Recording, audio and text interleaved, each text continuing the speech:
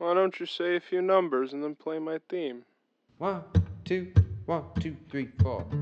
Bumpy, humbless, living in the street. It's paved with dirt. Bumpy, humbless, is his scrotum cheese a beat? Hey, scoot over nachos. Answers aren't important, questions aren't answers. Civil discoveries have been made by smart men in lab coats. My life would be a lot better if I was born with thumbs. Oftentimes I feel my brain is trying to jump out of my skull.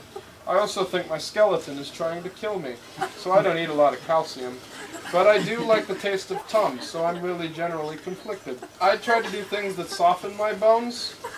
Like I put paper towels over myself and I put myself in an oven for a little bit, because when you microwave bread again, if it's hard, you put a microwave over it and put it in the microwave. And then the paper towel goes in the equation somewhere. I probably fucked that up. I fucked a lot of things up in my life. That's what my grandpa told me. I never knew my daddy. My grandpa just said one day he woke up to find me growing out of his own skull. And that's where I lived for 48 years, or so he says. I was a bad idea. I repeat that to myself every day. I was a bad idea. Sometimes I also call myself a bad, naughty boy, but that's only when I'm in the presence of goats, because they get the joke.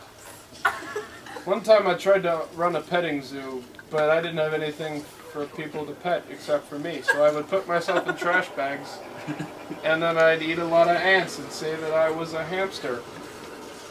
And then people wouldn't believe it, so then I started saying I was an anteater, which was actually true on account of the fact that I was eating so many ants. But then my bones got hard again. How many bones do you have?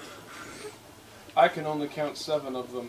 I have my first bone, my second bone, my third bone, my fourth bone, my skull, my 6th bone, and my 7th bone, which I call Ted. Ted the Bone. He and I have gone on many adventures. He's the bone that controls where my hands go, because Ted won't trust me to that. He'll oftentimes put my hands in various places that it shouldn't be. Once I put my hands on the Declaration of Independence. I was declared independent by a nice piece of paper that once told me it loved it. It loved it when I touched it, the paper. It wasn't so much the Declaration of Independence as it was a condom wrapper.